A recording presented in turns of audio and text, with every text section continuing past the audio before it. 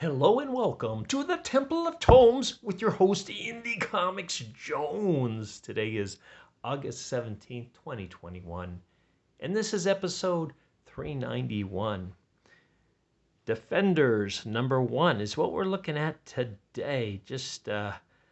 I'm looking for something to replace the Marvel comics that I was loving. That was Beta Ray Bill and Iron Fist by Larry Hama. Both those ended, unfortunately. And I'm sticking with Shang-Chi. It's been pretty decent. Not as good as the Brothers and Sisters arc, but this current one, it's okay.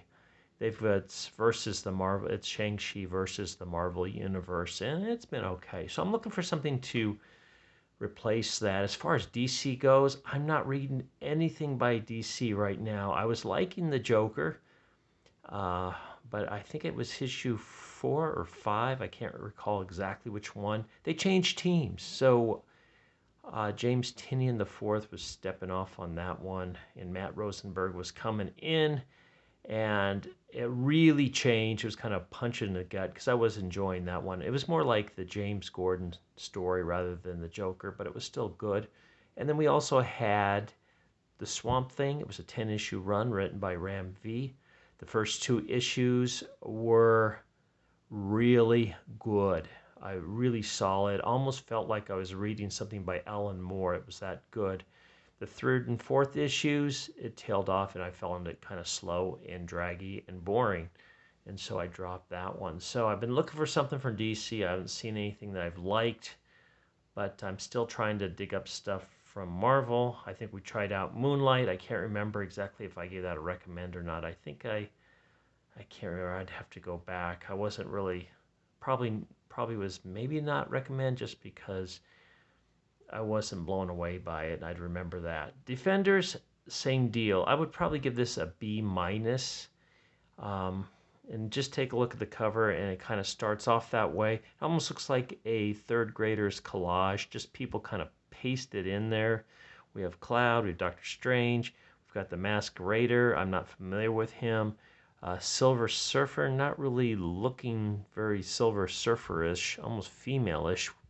And then we have Betty Banner, the Red She-Hulk, now the Red Harpy, with the shoulder coming out of her ear. I mean, I tried to do that myself. I couldn't quite get my shoulder that far up. I'm not real limber, but that looked just really odd to me. I mean, that shoulder's just coming straight up. And the other side looks fine. It's kind of backed off to the background there.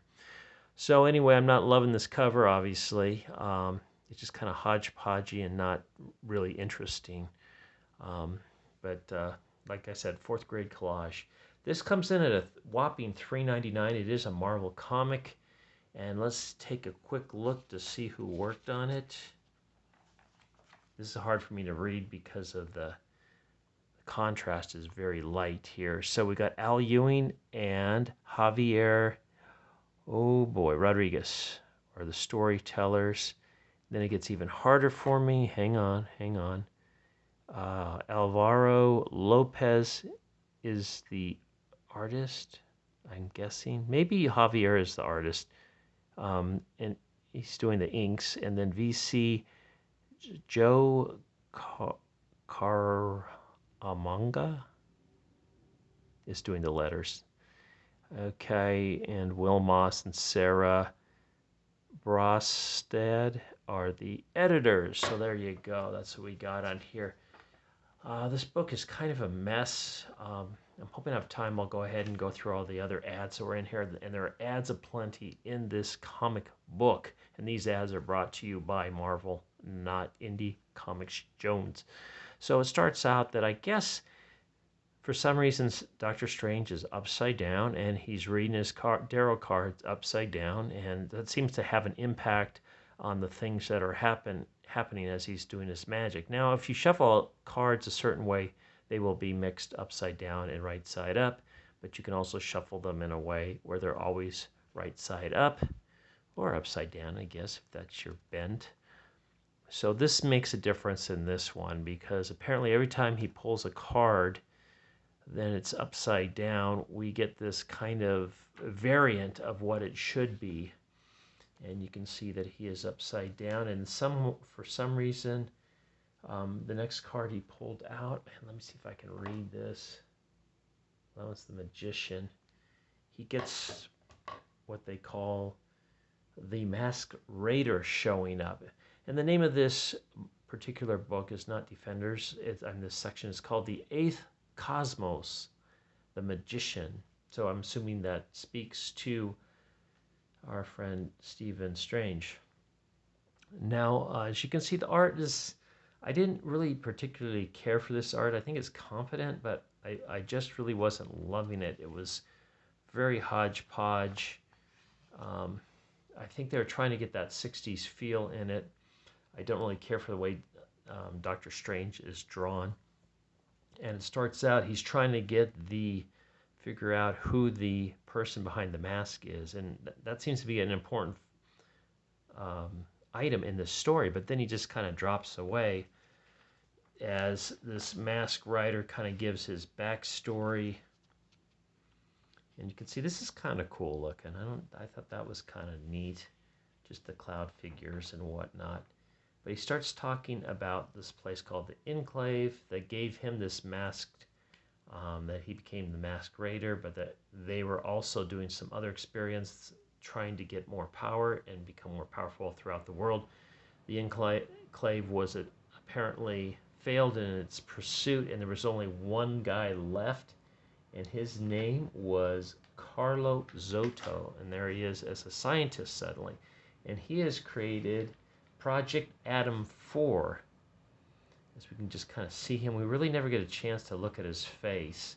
I think they're doing that on purpose, full face. So he actually attacks Carlo Zotto. Carlo tries to stop him, brings out his soldiers.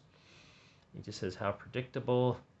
Meanwhile, the Masked Raider's there to assassinate Zotto, but he sees the project going awry, and he thinks that's more important to stop. And kind of talks about that.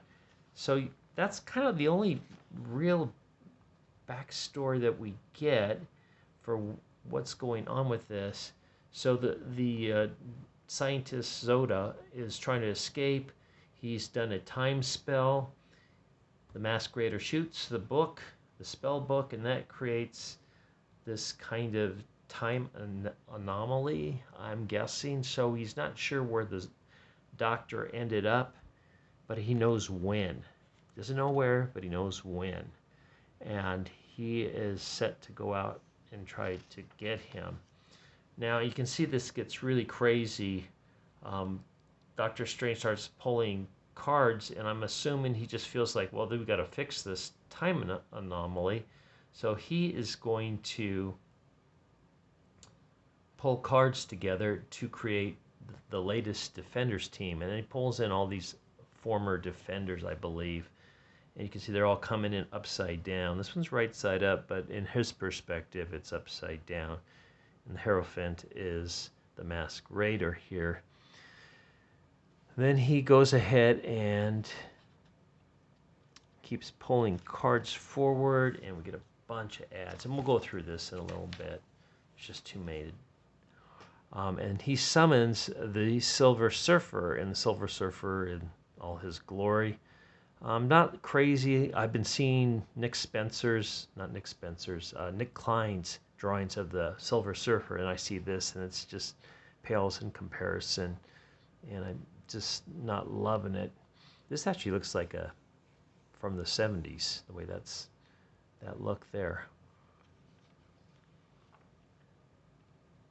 And then he pulls in what was formerly Betty Banner and the Red She-Hulk, now the Red Harpy.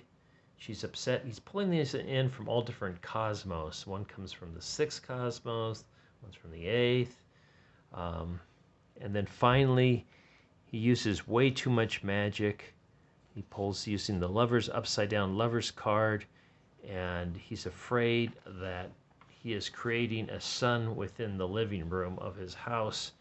So he has to throw more magic in. I guess he splits himself up, and it's not really explained all the different variations of Doctor Strange here, but and you can see Silver Surfer is pretty spacey looking. And we get, this is kind of a nice drawing. This is the lovers pulled apart. And we see Doctor Strange acting like Vishnu. His multi-arms. And Silver Surfer's whipping around. The mask raiders down there. I don't know where the Red Harpy is. But we start to see an image, and the image is the cloud, and you can see this whole thing opening up.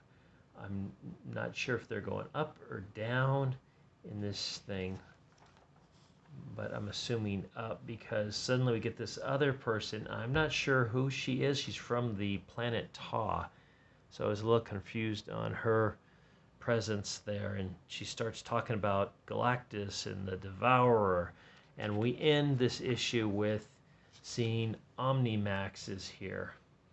So we've got our Defenders team all staging or up against Omnimax, and that's how the next issue will probably start.